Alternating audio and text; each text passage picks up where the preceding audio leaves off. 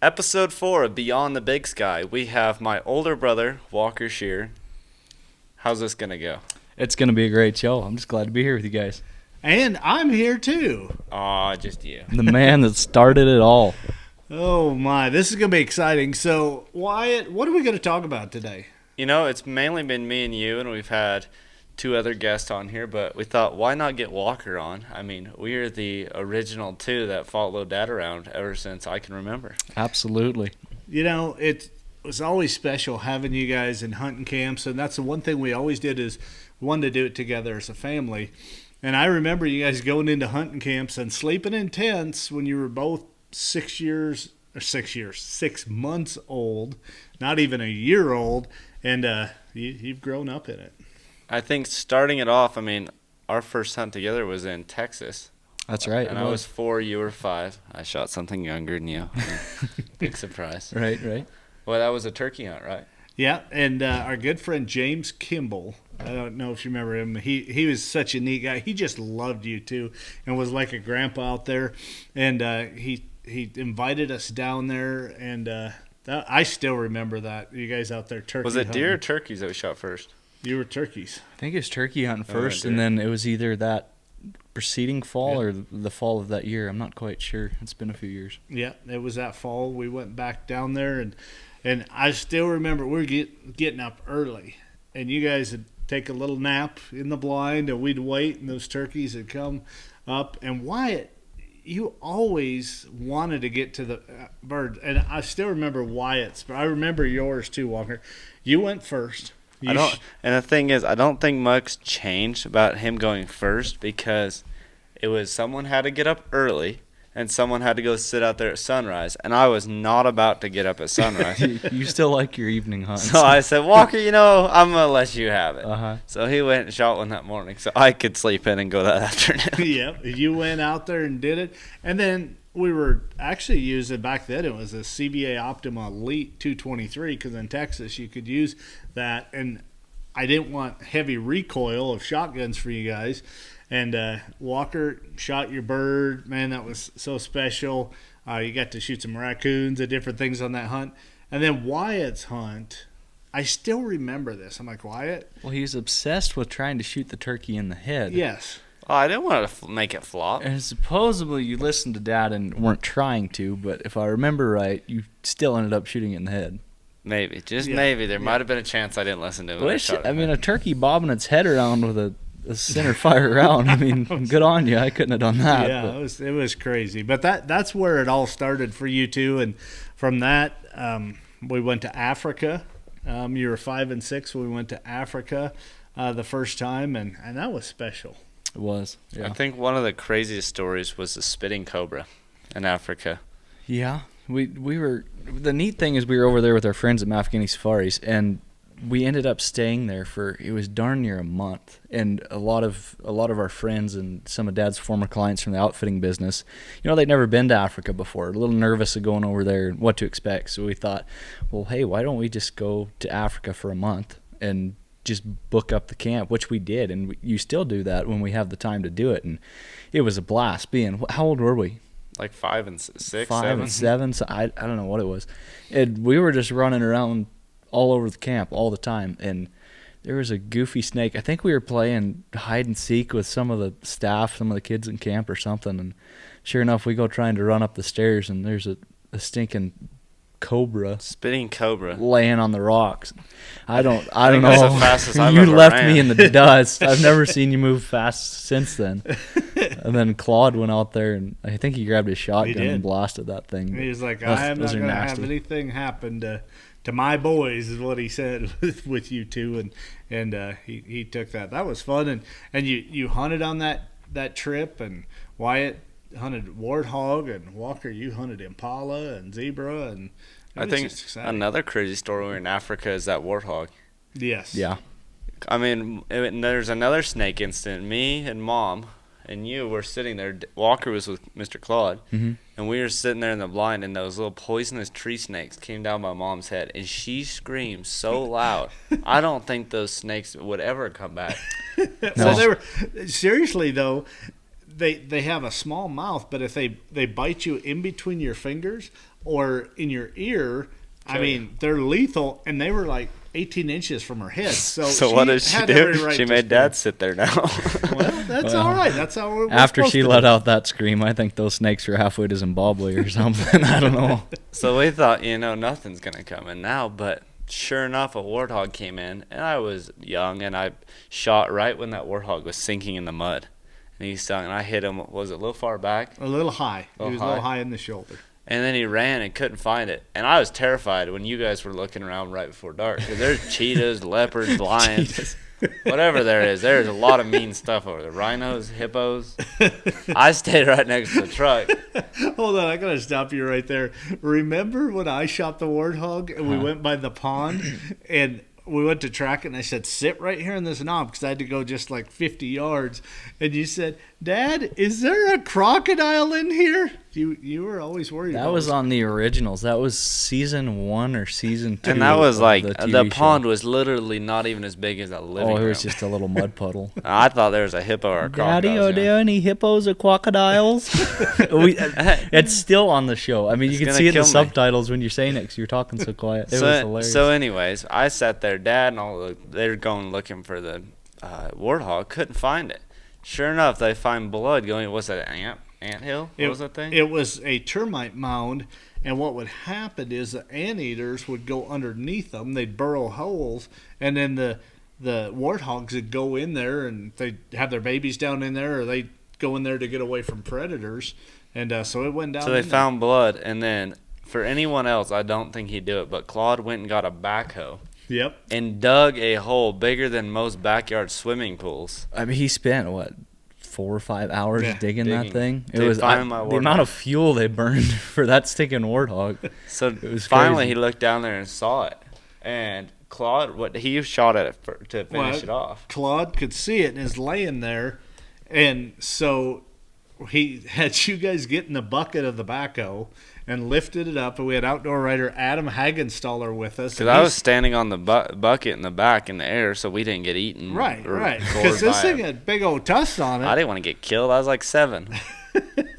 So all of a sudden, Mr. Claude shot, and he hit it, but the angle of the bullet hit him in the snout, and this pig came charging out, popping his teeth, dust flying.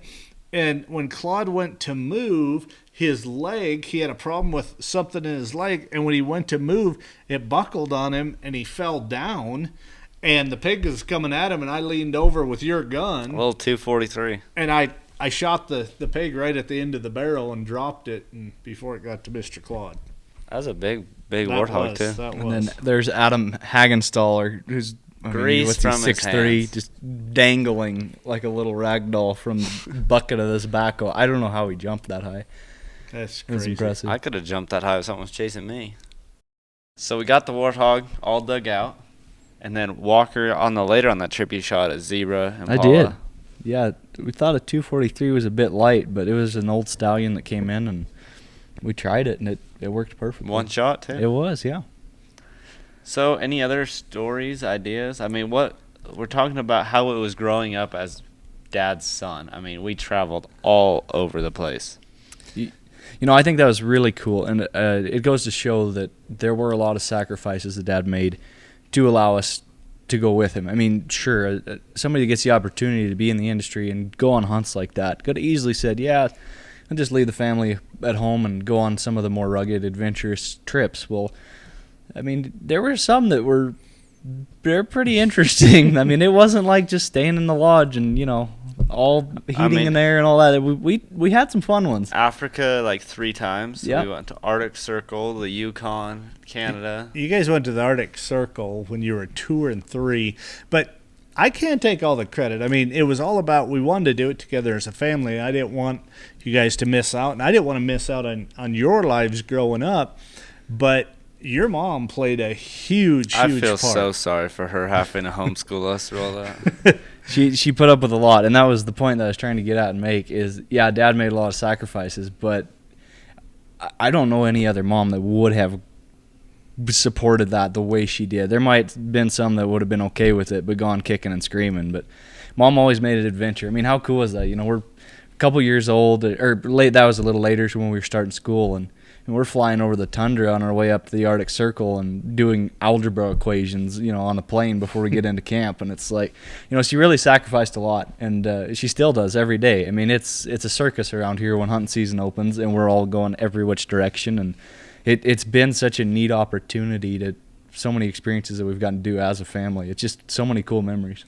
Well, I think of all the Canada trips too, and going up to the Arctic Circle, our good friends Fred and Don Hamilton, who you guys adopted them. And that was like the first plane you were able to see. Yeah, it was. The first bush plane I ever really was jumped in was with Uncle Fred, and let me get to take the controls a little bit. It wasn't doing much, just getting to hold them, but it was such a cool, exhilarating feeling, and I really attribute to that. That was that initial spark that I kind of fell in love with aviation. I never thought I could get anywhere with it, but I just thought it was really neat, and doors open later down the road. So where are you at right now with your aviation stuff? So right now I'm trying to get as many ratings as I can. Still sitting with just a private pilot's license, but just about just a private pilot just about license. to get my instrument rating, and then jump full force into commercial and multi-engine and all that good stuff. But you have over how many hours right now? Oh, I'm still pretty low time, just have a few hundred, but getting close to 500, so that's a good mark to hit. Almost 500 hours. So as a private pilot, just starting out in the last year and a half,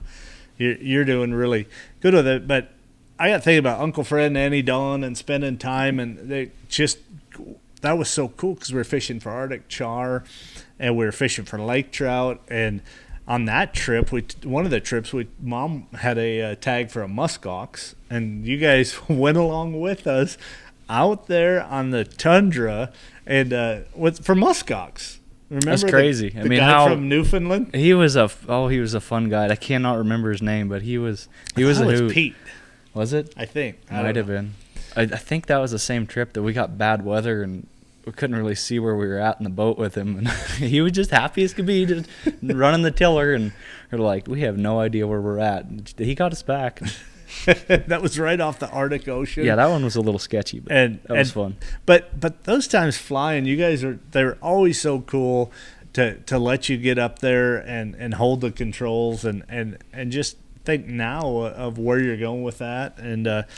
And Wyatt, you're just right there in the middle of it all the time, too, catching fish. I mean, for some reason, you would hook fish. I got lucky. Walker could try as hard as he wanted, and it would drive me nuts. Before we go on trips, you'd be practicing casting, researching all this stuff. I would not practice anything, and I'd still go out there and catch a bigger fish. Always, it never fails. That's how it happens. We'll go fishing. We'll go back in the mountains. Just like shooting skeet today. I have not shot a shotgun in like a year. Walker's practiced, shoots the plays. I haven't practiced either. You shoot before I got out there. I shot 2 shots. I said, let's have a competition. It's always been a competition with you, though, Wyatt. Oh, I think I put some pressure on it. I'm telling you what, you can't do chores without making a competition, but that keeps it interesting, and we've gotten into some fun ones. And I just think those times going fishing, and you won't bring anything. You'll never have what you need, but you'll still always end up catching more fish than me, but generally you're using all my stuff. But it works. I remember that one time we were taking a couple friends back into the mountains, and we were coming out, and you were scared to death because you were little, and I was teasing you about mountain lions, and you didn't really know that trail as well. And we talked about this on the first episode. Did you? Yeah, that was fun. We had a good time coming out. I do not like the dark, and I don't like mice, and you've antagonized me with both of them. It was a good trip. And I think bringing it back even farther was like going to all the sport shows as kids. I mean, that was from the time we were born. We grew up at the sport shows. And I'm telling you what, Dad didn't just have us sit there and not do anything. He found something for us to do. And they had those little Rocky Mountain Elk Foundation, just the little, temporary tattoos. And, I mean, sure, some people were just giving them out. But he had one of his guys that worked for him build us this little log display table. I mean, it's like, 3.5 feet or something. But we had our little chairs and our little log table. And we would sell those things at the sport shows. We were supposed to sell them for $0.25, but somehow I talked the old ladies. You would always raise the price. She would come in and I remember one lady give us a $20 bill, and I started counting out. I was like, oh, this is going to be a lot of little tattoos. Oh, I only want 5. You can keep the change. Oh, little lady. I mean, when we were 4 or 5, it was like taking money from a baby. It was crazy, but the reason we were doing that was a couple of things. We were in the booth. Those shows ran from 10 in the morning till on Saturdays till 8 or 9 at night. They're long days. International Sportsman's Expo. And I was doing the elk seminars, and Mom was doing seminars with me, and then we'd host the elk calling competition. And that's a long time for young people to be around. And you would do that, but it taught you a couple things. Number one, how to interact with people, how to talk to people, how to make change. It was great for math for you. Walker was always the one that had the little bank bag in the back, and he would make He counted the change. I would just get him into the booth and then sell them, and he would take care of them. You'd always snap your little fingers at me. Like, give me the change. Come on. I need change. I need 3/4. But I got a story about Wyatt. Because I was thinking, when you brought this up with the sports shows, the elk calling competition. So I was blessed to win the World Elk Calling Championship and several state ones, and I would host these calling competitions. In fact, next week, Marcia and I are going to be going to Park City, Utah, and going to be judging the world, which is really cool for the Rocky Mountain Elk Foundation. And I still remember being up on stage. We were in Sandy, Utah, just outside of Salt Lake. Yep. And I look over and I see Marcia, your mom, making a very panicked look, and she's giving me the sign like, you need to take a break. And we're right in the middle of this competition. So I had to say, we need to just take a couple-minute break here, and then we're going to get started again. We're going to give the judges an opportunity to use the restroom, and then we'll keep going. And I get off stage, and Wyatt, who had been competing in the competition in the Pee Wee division. I was like 5, if that, had taken a mouth call, an elk diaphragm, call, that has dental tape on it, and had shoved it up his nose right during the competition. I don't know how you got it up there. I mean, and it is lodged up his nose. I've got big nostrils. And so we're panicking.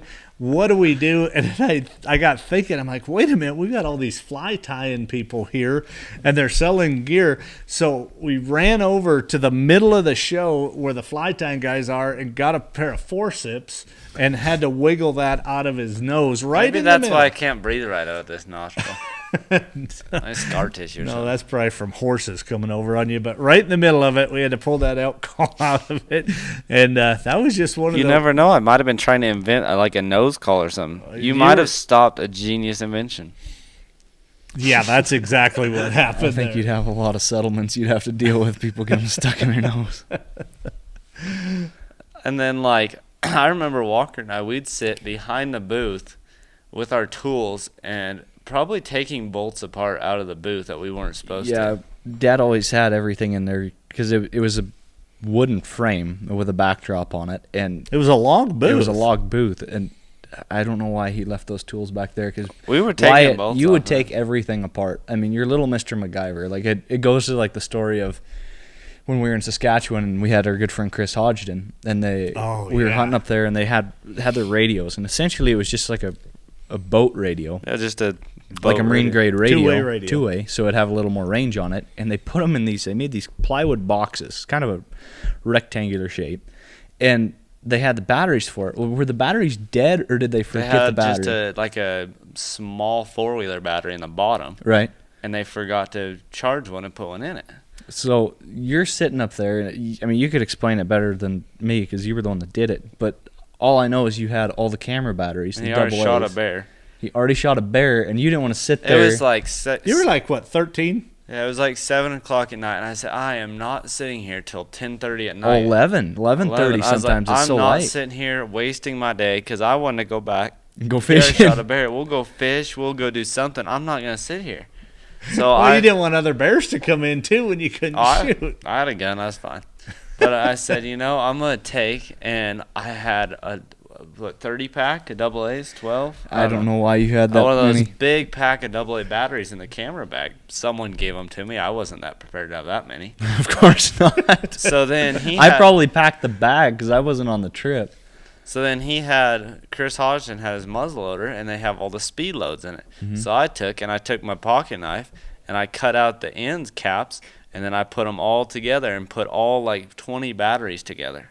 So, I burned through a lot of batteries. I put them all together, And then I had him hold it, and I had to put, because I made a U out of them to get them all connected. So I took my bubble gum wrapper that's made out of tinfoil, because I was watching MacGyver at the time, and he did something similar, so I just had it pop my brain. And I wired this thing up. I thought, this isn't going to work. But, there's a positive and a negative, and it's a 12-volt system, so maybe if we have enough power, it might work. So I had him hold the two ends, and I radioed and turned right on, called the guy, came and picked us up. I went fishing. It impressed all those guides up in Canada when you did that. Saved me some time. I was gonna take my iPhone apart and get its battery. Great. But having you guys out there in the outdoors, those are some of the younger years, and it was exciting for me as you got older. We went back to Africa, and this last trip we went over there and went to places you'd been before and revisited it, and just all those memories that came up. And unfortunately, we mentioned our good friend Claude, and he was actually killed in a buffalo accident. A buffalo charged him a few years ago, and so we went back there and did a memorial tribute to him and got to hunt with his son Alec, and it was just real special. Walker, you did a short film for that the Pursuit channel actually aired, and that was amazing. But there's a lot of emotion on that trip. Yeah, it really was, and it was surreal to go back to a place that it had been such a big gap in years that we had been back there.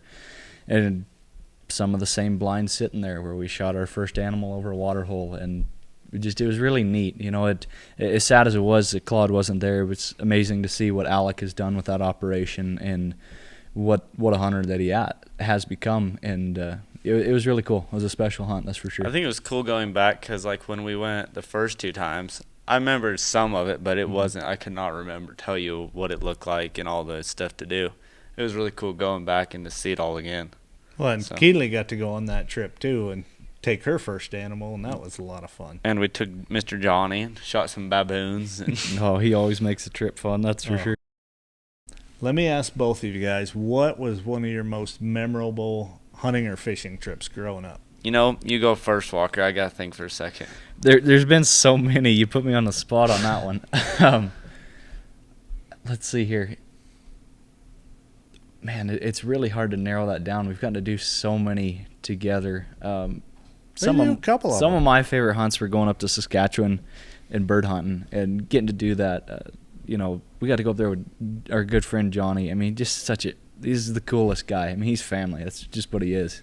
But shooting birds and days when the hunting was slow, just sitting in the blind and all the good stories and goofing around, and then those mornings when the snow geese were just coming in like carp everywhere. I mean, that was really hard to beat. But Keith Heisler, he does a great job, yeah.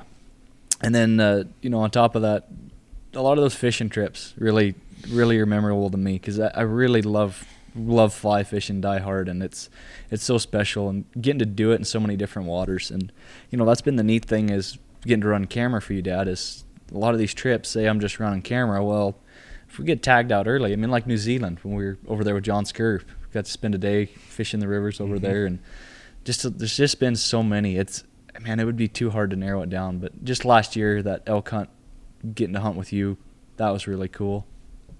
But man, that's hard to narrow down. What do you got, Wyatt? I think the one where we called Dad in his first elk, we called it in for Dad for an elk. That was really neat. That he shot with his bow. That was pretty fun. And then the trip to Mexico, that was fun. Jonathan and Jill Rodan.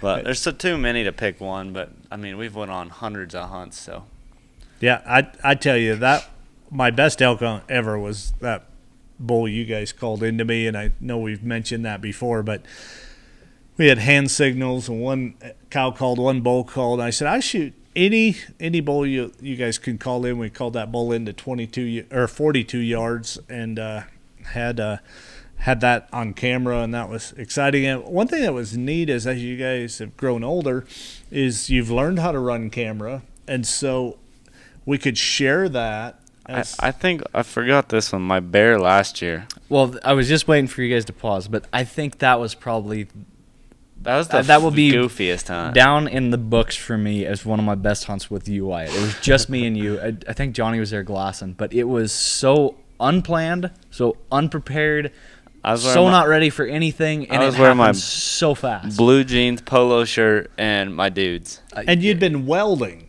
Yeah. I mean, I you were was- just filthy. I was a mess. I've been working all day, and we said, let's just go glass, see what we see. And I had it was bear season, but I had my coyote rifle. I just had the 6.5 with match bullets. Not the ideal thing to shoot a 400-pound plus bear. Especially not at the distance that you hit him at, and it was crazy. I mean, That goes to show you bullet placement is very, very it is important. key. And we were not planning on And that I'm not at gonna all. lie, that wasn't a one-shot kill.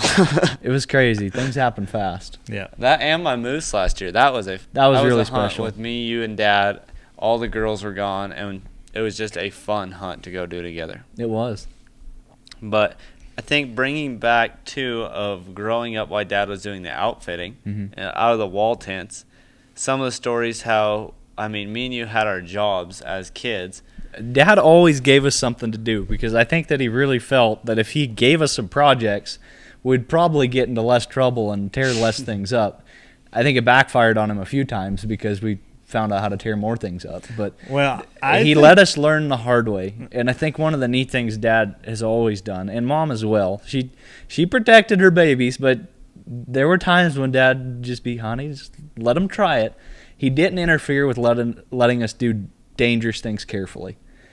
I don't know He how that taught sounds. us how to be calculated risk takers. And Because he he's one did it himself. with us too. That's the thing. I mean, we'd have Chris Hodgson in for a deer hunt, and he's like, hey, you guys know how to shoot flares with a muzzle loader?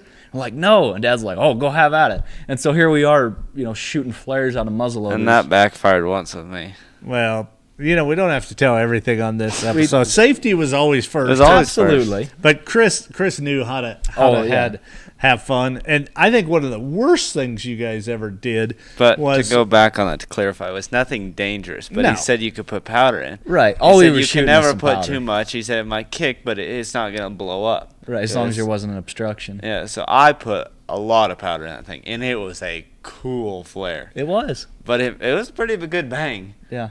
But Yeah. we learned the hard way that it took hours to clean those muzzle loaders never with again. that much fouling. Yeah, I don't Never think we again. have done it since. well, and then you took that tannerite when Chris was here, and you guys were shooting tannerite.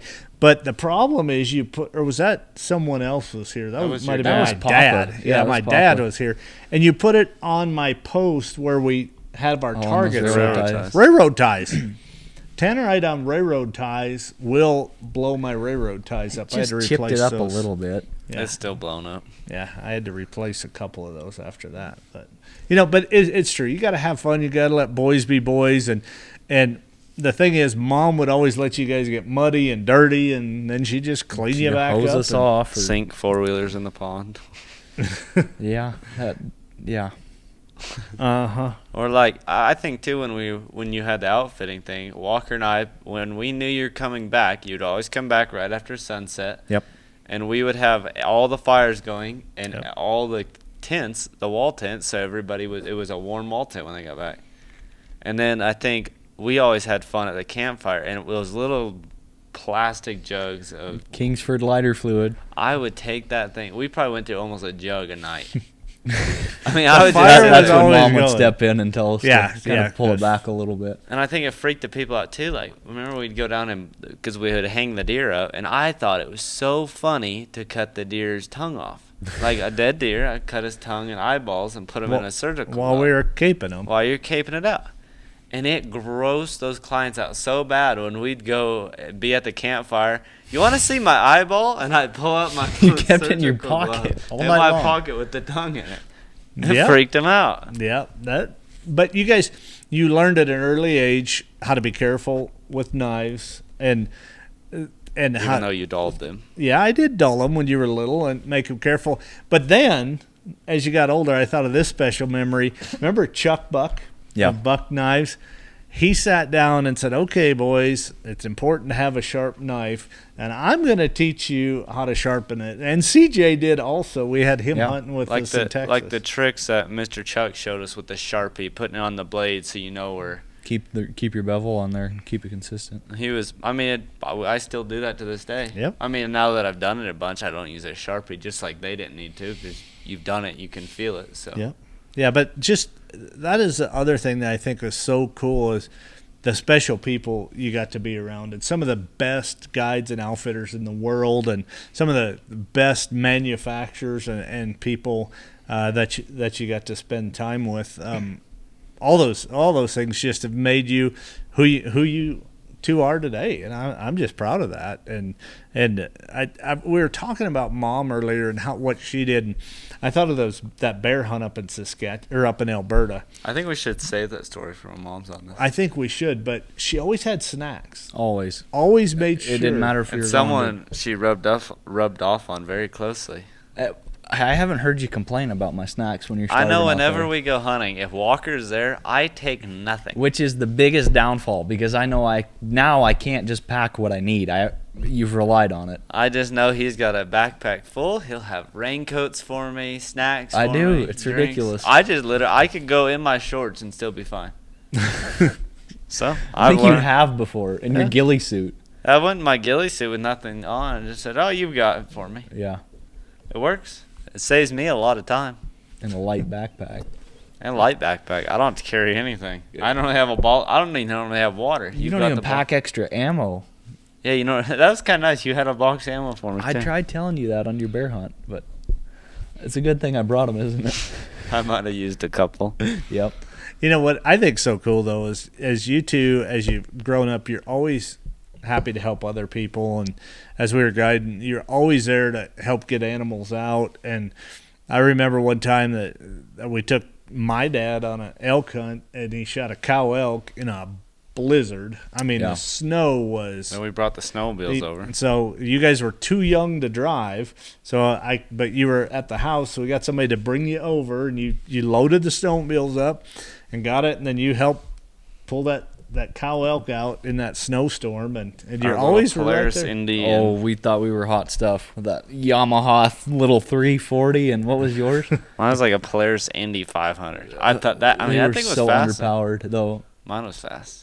Yeah, I still remember, though, the time we talked about calculated risks, that we came home and I had to teach you a little bit about what happens on the mountain, stays on the mountain, because Wyatt walks in the door after I was probably like snowmobile 12. one day, and he said, "Guess what, Mom? I got up to 80 on my snowmobile." I said I got to 86. What was your father thinking? He was past me.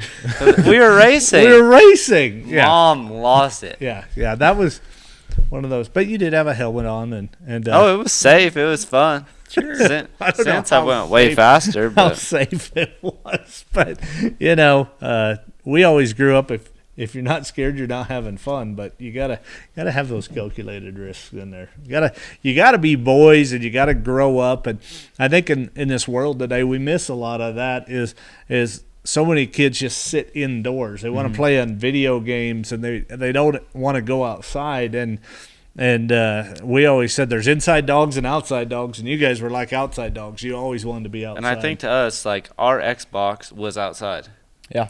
Like, for us, people, to them to have fun, they'd go sit on the couch and play an Xbox. We just go outside and find something to do. Dad had a guy come up in a dozer, and he made a little, it wasn't big, a little dirt bike track. Yep. The amount of times we crashed on that thing, and we tried jumping, we never seriously got hurt. It wasn't No, big enough He didn't jumps. build it that big, but Just it was, little dips and stuff. it kept us busy.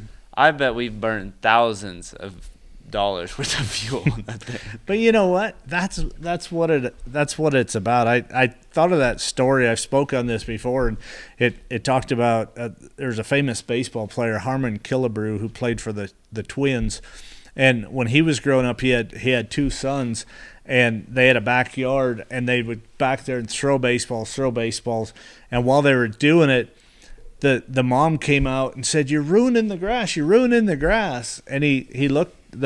Harmon Kilber's dad looked at her and said, "I'm not raising grass. I'm raising boys." And that's what we always did. Is we tried to make it fun for you guys and make it an adventure. And just the biggest thing was being prepared. And I got thinking of this is that one elk I had to pack out when you were 3, Walker. Yep. And back then we were outfitting, and we had camps in 2 different areas, and they were about 90 miles apart. and I had to come through. We had a bowl down, and I was going to help pack it out and do the photo shoot. It was an outdoor writer named Scott Bestel, and I'm coming through town, and I've got to get some more gear. And Walker is at the door with his bag packed. Well, it's just I was that ready to little go. backpack you had.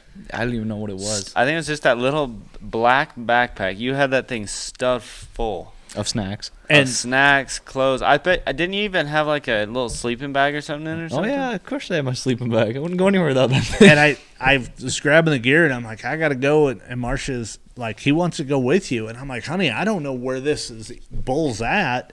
I said, it could be pretty rough. And we had 8 inches of snow. And she said, well, then you tell him he can't go with you. And for me, that was, okay, you go do it. Just make sure he comes back and he stays warm. So she loaded him up with snacks. And that was really cool for me, because I'm like, okay, we're going to do this, because I wanted to do it, but I also wanted to be careful and make sure we weren't getting in over our head. And Walker got on that four-wheeler with me, and it had tracks, and we got way up there and got to where the elk was, and he sat there, and I still remember him sitting there eating Pringles Right. while we were getting that elk all quartered up and packed out of there. And But that how was many fun. kids that young would be able to go do that kind of stuff? Well, and I the could do that memories. with you guys because you'd listen and you'd obey. Sometimes.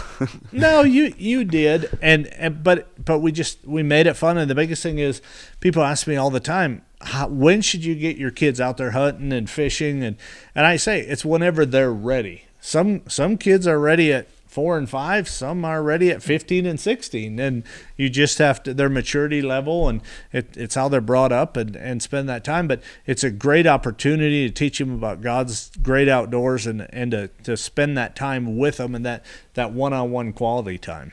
I think, too, you always taught us, like, even if it was going up to the stream to fish, before we ever got to go by ourselves, you went and took us and showed us what to do with the fish when you caught it, how to take care of it. If you get a hook caught in your skin, how to take it out. Mm-hmm. I mean, you went through all the basics, so that way we didn't go up there and ever wonder what needed to be done. You didn't just cut us loose and, like Wyatt said, just, okay, go figure it out. School hard knocks. I think it was really neat how you and Mom both, you gave us enough freedom to figure things out the hard way at times, but set us up for success without failure. And I think you would agree with this with me, Wyatt, that we never went to a place without Dad. And at least for me, I was never worried like, okay, he can't find us or we're going to be in big trouble. I knew anywhere that we had gone, Dad's going to find us and he's going to know where we're at. And they were very adamant about, all right, tell us when you're leaving and when you expect to be back. Just we're like not yesterday. Not going to freak out if you're gone for 30 minutes late. But It's just like yesterday. I mean, yesterday I went up to the property to fix something on my pond with the tractor. I thought, I can drive down there with the tractor. No. I got it buried, and my phone was at 3%. And I thought, if I get stuck, I know within a couple hours, I'll just sit up here. I actually had a hammock. I was just going to go take a nap if my phone died and figured they'll come find me. I'm not walking back to the road. So. Yep, absolutely. And the thing is with that is you never would see me get upset when you get stuck, because I've probably been... I don't think Dad's ever yelled at me once or been mad at me for getting stuck. I've been probably stuck more than... all I ever most. remember is, Wyatt, what were you thinking? I just want to know what you were thinking. It wasn't that mad that we were stuck, as long as it didn't really wreck anything. It was just, what were you thinking? And generally, we just weren't, or, That's the whatever problem reason. yesterday. I actually thought, and it didn't work. That's the sad part. Yeah, I'm still wondering what you were thinking when you were trying to cross the little pond in the snowmobile. And Hey, I made it across. That's a good story. We were snowmobiling at the house in the pond when it had water. It was froze over when I wasn't in it Arizona. was 3 feet deep. It wasn't very It wasn't very deep. Shallow little pond. I mean, barely had water in it to freeze. So I would go flying across on a snowmobile and just go across the ice and spin donuts. Well, it was in the springtime, and there's about 6-8 inches around the edge that was starting to melt. So I knew that, I've driven a snowmobile across it when it's fully melted. Like, you just have to keep your speed up. Well, Walker thought he could do it. I kind of talked him into doing it. kind of. He went, and then he went to the edge, slowed down, and you sunk the snowmobile. I did. I haven't driven a snowmobile across a pond intentionally where I didn't have to since then. I still remember Dad. You and Dad were out there. I mean, trying to get that out of there. February and trying to hook a truck to it, and then I think you hooked another snowmobile, and it was bad. Yeah, that was. Yeah. But stuff's gonna happen. But see, Dad let us take enough risk like that. Wouldn't have killed us. I mean, it got a little cold, but let us learn on our own. So then you never did it again, did you? No, I haven't. And I didn't do it again too because I you saw me mess up. Yeah, you learn from your mistakes and you learn those calculated risks, and that's a lot of times you'd be up hunting or you're guiding and you go, man, can I get it through that snowdrift? But then you think, well, what happens if I don't make it through the snowdrift? How long am I going to be here? And am I going to ruin the rest of that day and not be able to hunt? So I think that's something I learned in the last couple of years. Because like Walker and I'd go hunting, and the one time over at Uncle Nell's, I got that truck. You buried it. I tried telling you. And he's like, you can't get through that. I was like, yeah, I can. And I mean, it was so bad. I had to crawl out of the window because I couldn't get the door open. I know. Yeah. So I got the shovel, and Walker's like, I'm going to sit here and watch you do it. You're the one who got us into this. So that lasted for 5 minutes, and then I was digging, and you were sitting in the heated truck. Yeah, so I called Uncle Nell. He was going to come get us after he finished what he was doing. But I knew I could get out of it. So I dug for at least an hour we were digging. Mm-hmm. And I dug a trench, and I got it out of there. But I'm starting to realize it's easier just to not. Just to stop. Stop, get out, walk through it, feel how deep it is, and go, yeah, that's not the smartest thing. Especially in the country we hunt in with having freezing temperatures in the morning, but there's some of those fall days where it'll warm up and thaw out enough, just enough for it to get muddy in the late afternoon. And that's one thing that Dad's learned the hard way that I haven't gotten stuck that way because I always had that stuck in my mind because you got multiple trucks and a logging skid that one time you did it. You were going in early in the morning. Went early in the morning, and it was Mother's Day, and I spent the night on the mountain, had to build a fire, and it took 3 trucks and a log skidder to get my truck out. It was buried to both bumpers, but I drove in fine. It was frozen, and then it warmed up, and then it was just mud and that spring melt. Yeah, so you learn from those crazy things that you do, and hopefully you don't have as many of them as you get older. And I think the cool thing is, like, we would always pester you and go with you with your clients, and now we have clients come in and we help guide some, and then you guide, and we're all 3. I mean, there's days where we're all 3 out there going at it. And that's fun for me. It's just all evolved around now. You've taught us both how to do it, and now we've learned, and then now you're shooting stuff in nasty holes, and we come back it out. Come on, boys, I need some help here. But what I love too now is, as you guys you've learned the right way, and besides guiding, but also skinning. I mean, we'll pull in with a couple elk, and the 2 of you will have them skinned and on the tractor or winched up in the shop, and it's done. I used to go, no, I got to help you. Now I just stand back because you guys have gotten. I mean, we can wipe it with all the clients coming through. Walker and I, if it is a warm deer, like not cold and the skin stuck to it, we could get I'd guarantee you we could have a deer skinned under 5 minutes. Yeah. Pretty dang close to it anyway. Yeah, and you would not want your fingers anywhere close to them. Oh, I have proof. Yeah, it's surprisingly, I've nicked you probably a couple more times than you because you just get in my way. Yeah, Walker reaches around and just cuts like a me. Nice long clean stroke. Yeah, and cuts my fingers open. Here's your little fingers going so fast, little short ones. I'm gonna have a Teflon gloves by next year, whatever that stuff's. Yeah, Teflon gloves. So it's just fun thinking back at this and thinking back all the memories and the fun we've had, and the biggest thing I love now is making more memories, and it's been fun. Now, like Wyatt Keeley is taking some animals, and Walker Bree went over to Hawaii with us, and she got her first access deer. And the biggest thing is not putting pressure on them. I mean, so many people, you put pressure on them, but that's not what it's about. It's getting out there and just enjoying it. And that's one thing you and Mom never made us choose this lifestyle. You never did. Mom always encouraged us if we wanted to try different things. You made the opportunity available if we wanted to go play sports, but we're like, people want to go throw a football around when it's hunting season. And it's like, we're like, why? We want to go hunt with you, Dad. I mean, we had so much fun as kids. We did, and we had plenty of opportunities, and that's great if kids want to do that. Yeah, that's sure. But you just made it so much fun with the line of work that you did that we weren't interested in it.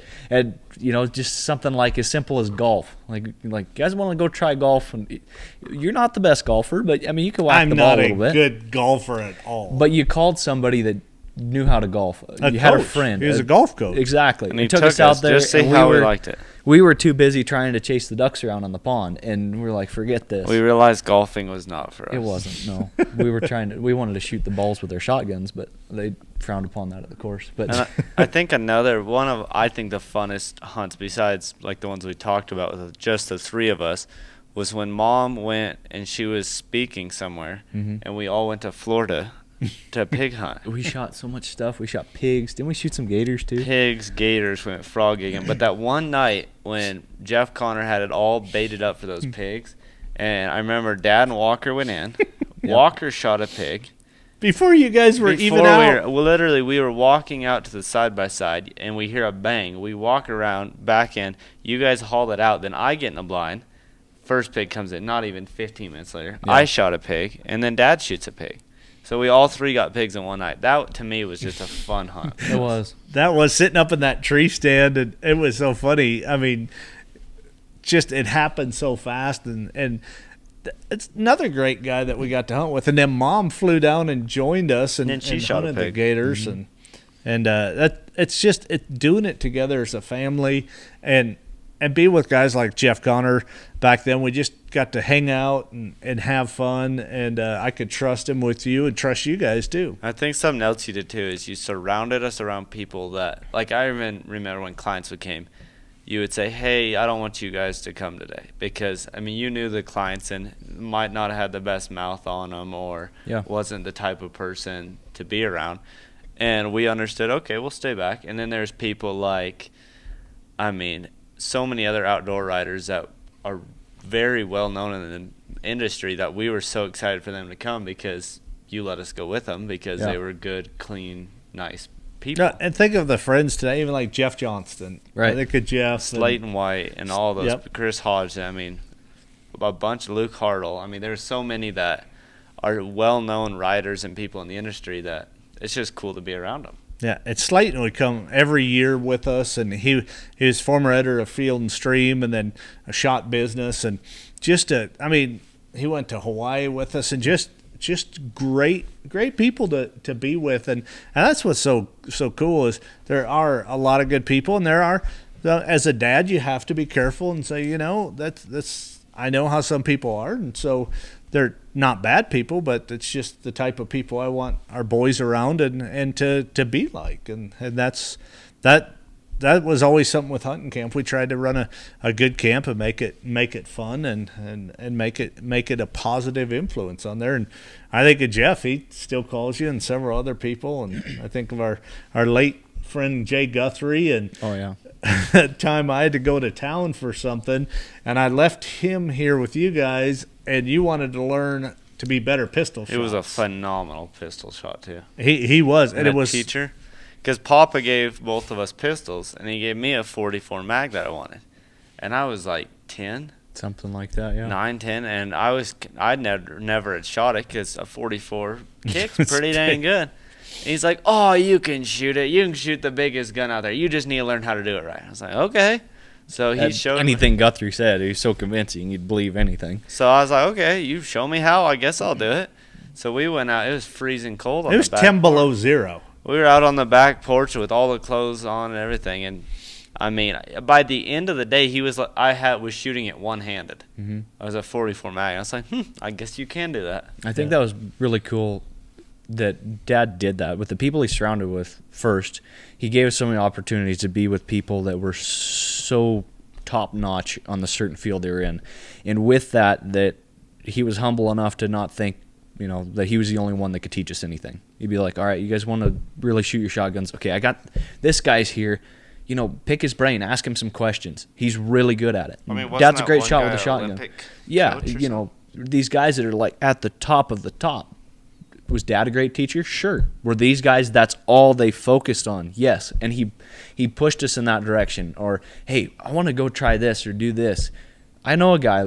Call him. Let's get some advice from him. And you had those connections that you didn't just use them. You reciprocated them both ways. So, say they had a kid or they had somebody or someone that they were trying to help out in the industry. And you've always done that in everything you've done in life, in the industry, work. It didn't matter. You didn't use people, but you helped them out. In return, they helped you out. And I've really taken a lot away from that. And, just like your roping, Wyatt. I mean, Dad wasn't a professional roper. That wasn't his thing. He did other things, but he knew people that could help you. He would tell him, hey, I'll help you, give you a gun, work something out, give you a better deal on something if you can help him out. And and they were tickled pink, and you got that knowledge, and it was really neat. And you've never stopped that.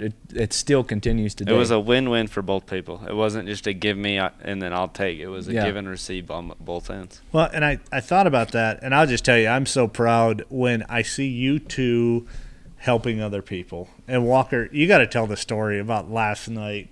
And this is what makes me proud. Now, I've got one in my mind with Wyatt too, but what happened last night up at the airport? You're training and you're working on your instrument rating. So there's a couple guys that just came in and they just brought their airplane in. They just bought one from Idaho, and it was a small little experimental.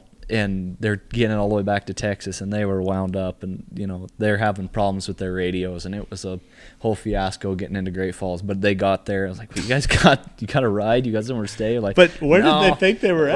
Well, they knew where they were at, but I think they were just a little confused. They had a lot going on, but they thought they were in Bozeman, and they were actually in Great Falls. But real nice guys from Texas, and I was like, "You guys need a ride or something?" And they're like, "Oh yeah, that'd be great." And so I was like, well, where are you staying? We don't know. I was like, well, we get a business rate at one of the local hotels. So called them up and got them a little better deal. And, once again, using one of Dad's connections that he's had for us and got him somewhere to stay. But you've always shown us that, reach out, look for something to help people. If somebody's got a flat, be careful, kind of read the situation, but help them out. Especially if it's a lady or got kids or something, or they need help them. It's one thing if it's just some guy who's just got a flat, whatever. But you've taught us to look for that, to help people that need it. And Wyatt, I see that there's times when I'll admit I'll get in a hurry and like, oh yeah, they're all right. And he's like, no, let's go help these people. And he'll pull over and you're best friends with them. Or like a horse trailer that they had a horse trailer broke down. That lady right outside of Great Falls. You helped her get everything